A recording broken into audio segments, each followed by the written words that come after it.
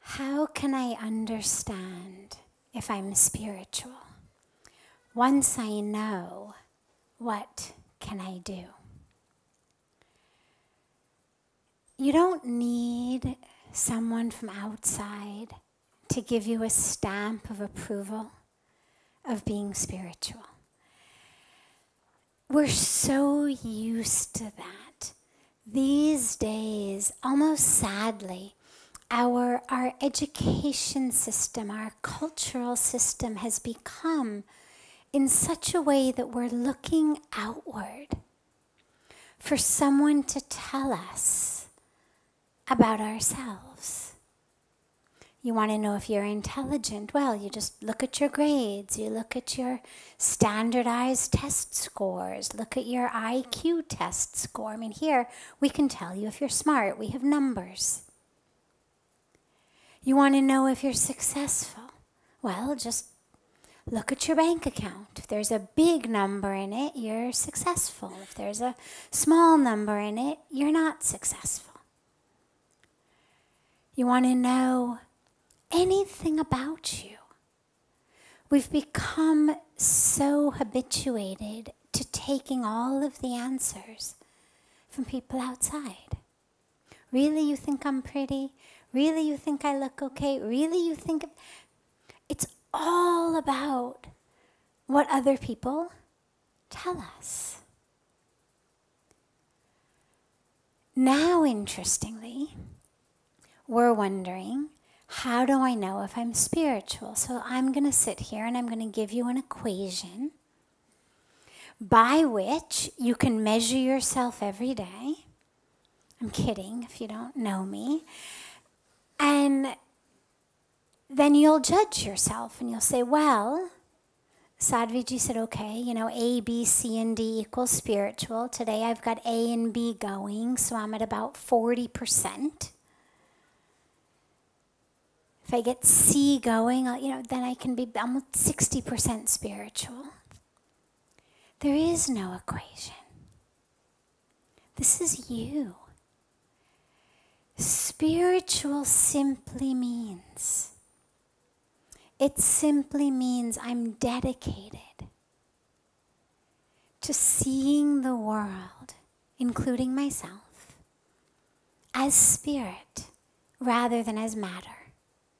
Doesn't mean I'm blind to matter, doesn't mean I ignore matter. You have to pay attention to it, otherwise you're going to bump into walls and tables and doors and things like that. So we have to pay attention to matter, take it seriously, but not identify as it. So I need to pay attention to the matter of my body. Make sure to keep it fed and hydrated and rested and safe. Not walk out into moving traffic, on that level. So I don't disregard it. Being spiritual doesn't mean I disregard my body, that I disregard matter. It just means I don't identify as it. So all spirituality means, being spiritual means, is I'm committed to living a life in which I see myself and the world as spirit.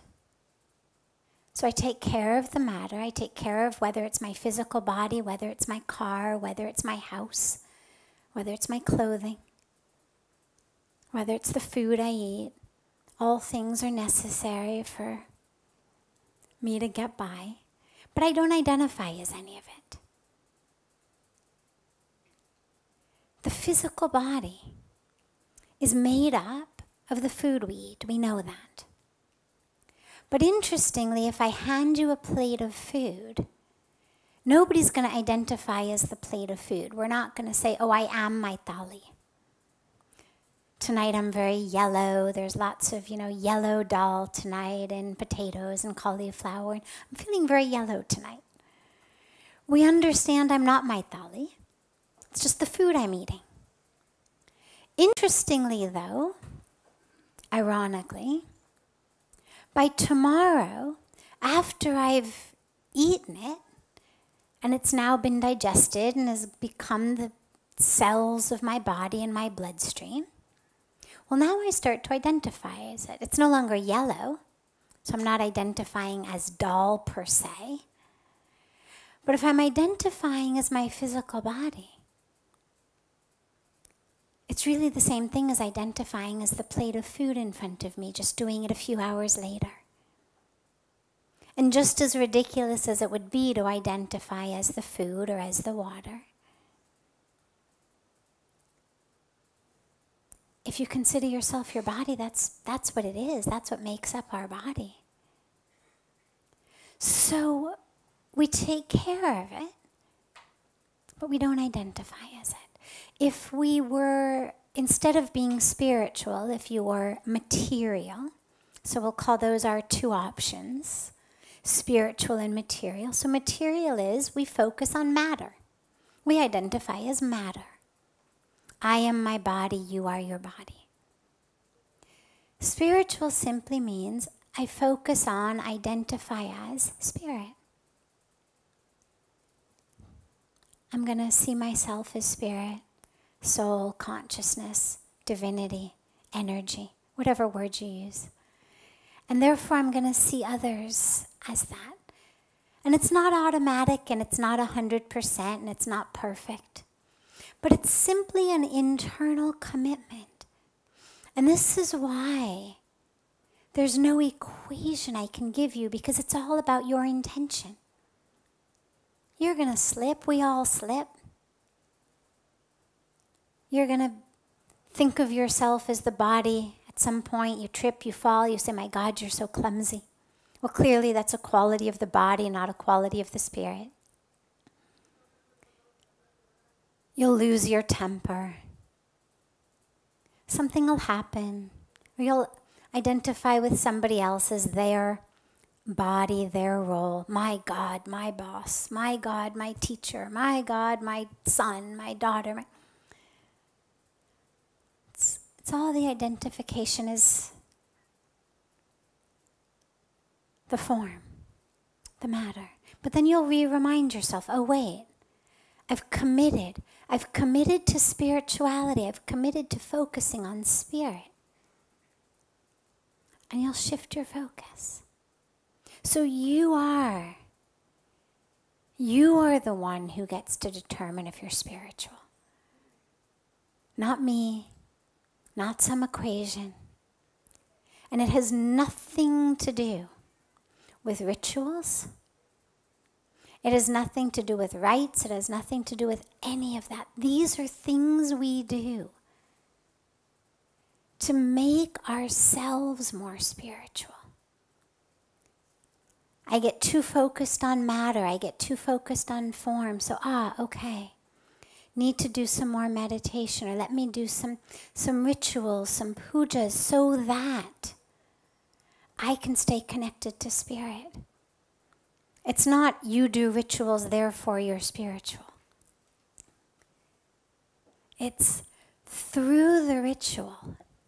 If I'm doing them with the right intention, if I'm doing them with the purity of heart, by God's grace, I will be blessed to be more spiritual. But you can't judge. I mean, you can't say, well, that person does all of these rituals, therefore they're very spiritual. You could say that person is committed to doing rituals. But a lot of times we judge ourselves by the actions. And the dilemma here becomes, and this is the second part of the question as well, how do I know if I'm spiritual, and then what do I do? Well, when I don't know who I am,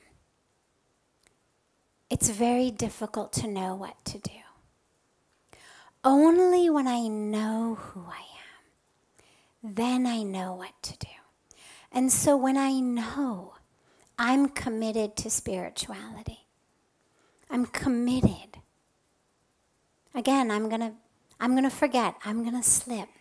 I'm I'm going to lose it for a moment and then bring it back, or lose it for a week and then bring it back. But when I know that that's what I'm committed to,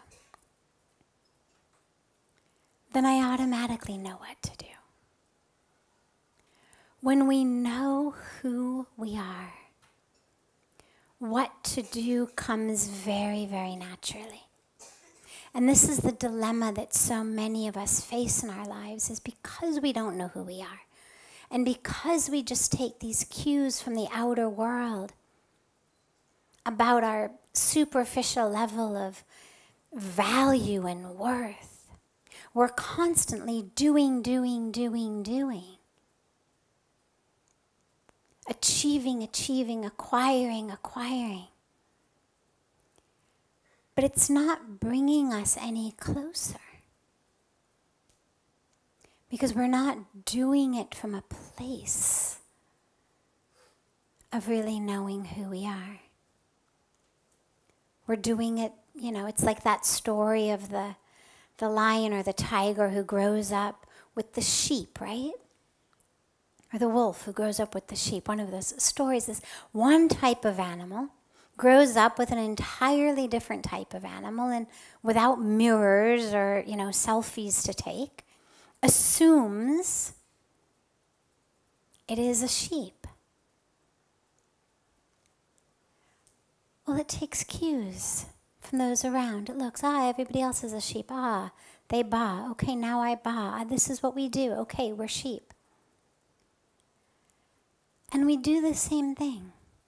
We take cues from people around us. Oh, being rich is really important. Okay, I'm going to do that. Oh, being thin and beautiful is really important. Okay, I'm going to do that. Okay, living in a certain area of town is really important. I'll do that. Having this type of job, really important. Okay, I'll do that.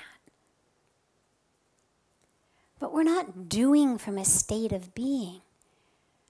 We're doing from a state of just reflecting off of all the people around us. But that's not who we are any more than the lion is a sheep, or the wolf is a sheep, or the sheep is a lion. The sheep knows who it is. It's doing sheep things. That's all fine for the sheep. The problem only arises when the lion assumes that that's what it is as well.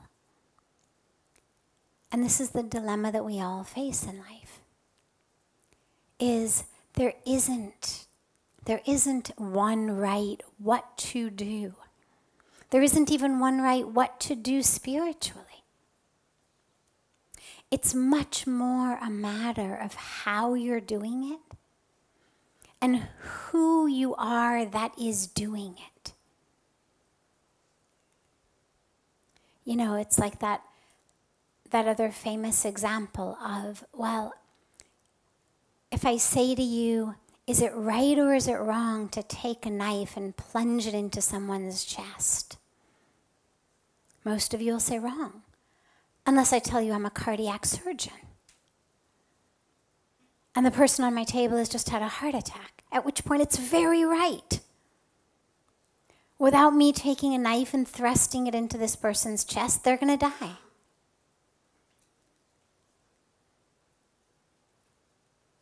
So we can take so much of this and realize it's not about the cookie cutter. It's about the inner self. And this is where, on the path of spirituality, as we get to know the self, we automatically know what to do. And interestingly, what to do becomes much less important than how we do it. Much less important. Because whatever we're doing, if we can see it as service, if we can see the divine in the people we're doing it for or doing it with, if we can fully allow ourselves to be used in it, then it's right. There suddenly becomes nothing that's better or worse or higher or lower. It all becomes just a way to serve. The Scriptures are full of examples of the lowest, most common people with the lowest, most common underpaid jobs being the sages, being the rishis, being the ones to whom people flocked, being the ones who are extolled thousands and thousands of years later by these stories in the scriptures to remind us it's not about becoming king. Ravan was king, but he had to be killed because his demonic nature was ruling not only himself, but the whole kingdom. Whether it was Duryodhan, whether it was Ravan, whatever it is, we look at example after example of situations where those who are in the seat of the highest power, the greatest success, are so frequently the ones who actually have to be conquered. And those who are in a seat of much less success as far as the literal game of life goes are the ones who do the conquering, are the ones who do the vanquishing. They're the heroes of the story. So it's very, very important never to gauge when we're on the path of spirituality, never to say, now I've become king, I must be very spiritual, very successful. Look, I've become... Well, no, this was the beginning of the problems for Ravan, the ego, the arrogance. It's the beginning of the problems for Duryodhan. So we don't measure what to do in the same way when we are on a path of spirituality as we do when we're on the path of, he who dies with the most toys wins. It's a different agenda in life. So for the asker of the question, I would say just commit yourself to seeing yourself and the world as spirit, as divine, as consciousness. Connect with that. Because of course there's no place that my spirit ends and your spirit begins any more than there's a place that my soul ends and yours begins. The same spirit flows through all of us. The same consciousness flows through all of us. The same divinity flows through all of us. And so when you're connected to it inside, you connect to it in those around you. Focus on that. You'll know what to do. And it's not going to necessarily come as some massive pronouncement that you're going to, have over a morning cup of chai or something and say, it's come. It's very frequently just in every minute and every moment. In this moment, what to do is to serve this person a cup of chai. In this moment, what to do is give this person a hug, give this person a smile. Build these people a school. Teach these people yoga or meditation or give them a talk, whatever it may be. Earn some money so I can do this or can do that. Whatever it may be. It very rarely comes as some massive pronouncement. It comes as every minute and every moment. And when you know what to do in this moment, well, that's going to open the door to the next moment. And when you know what to do in that moment, it's going to open the door to the next moment. And before you know it, you know what you're doing with your life, not 20 years out down the line, but minute by minute, moment by moment. And that's how life unfolds. And with a commitment to spirituality, there isn't that anxiety of, well, what if I never become king? because we're looking to become in charge of, you could say, our inner world, much more so than the outer world. And so anything that takes us closer to that is what we're going for. And that happens minute by minute, moment by moment, breath by breath.